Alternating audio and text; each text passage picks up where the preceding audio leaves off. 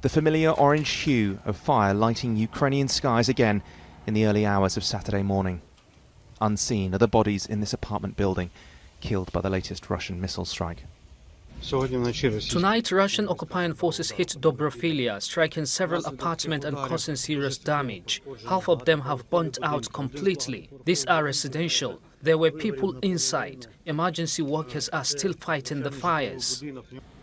Reports suggested a second attack hit after emergency crews arrived on the scene. Ukraine's Interior Ministry said that ballistic missiles, multiple rockets and drones were used in the attack, in addition to other attacks elsewhere in the country, including in Odessa and Kharkiv. It comes after a series of other strikes have killed dozens, including ones damaging energy infrastructure across the country. Earlier this week, US President Donald Trump paused military aid and intelligence sharing with Ukraine.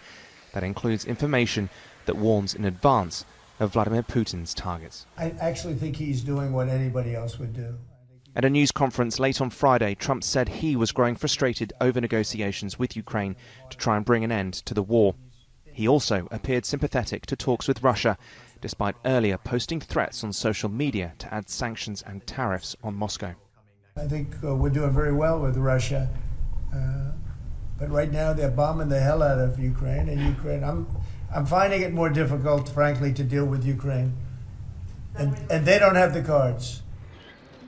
Protesters gathered outside the US Embassy in Kiev on Saturday. Those here said they wanted to remind Trump that for them and their country, people are not cards, and this war was no game. Ukraine will not give in. What Donald Trump wants won't happen, because we can't just go back to the past. We can't live with Russia under Russian rule, because that would mean the annihilation of our entire country. Attention now turns to Saudi Arabia, where Russia and the US have already held talks. Delegations from the US and Ukraine are due to meet there early this week. A deal between the two countries for US access to Ukrainian natural resources is likely to be discussed, along with Ukrainian proposals over a possible ceasefire. Posting on X on Saturday about the talks, Zelenskyy said, "On our side, we are fully committed to constructive dialogue, and we hope to discuss and agree on the necessary decisions and steps. Ukraine has been seeking peace from the very first second of this war. Realistic proposals are on the table. The key is to move quickly and effectively." You'll struggle to find somebody in this country that says that they don't want peace, just not at any cost. They, like their president, believe that they are on the right side of this war, defending their land, their homes and their families from an invading power. There is a growing sense, however, that what they believe may no longer matter, only the beliefs held by the man currently occupying the Oval Office.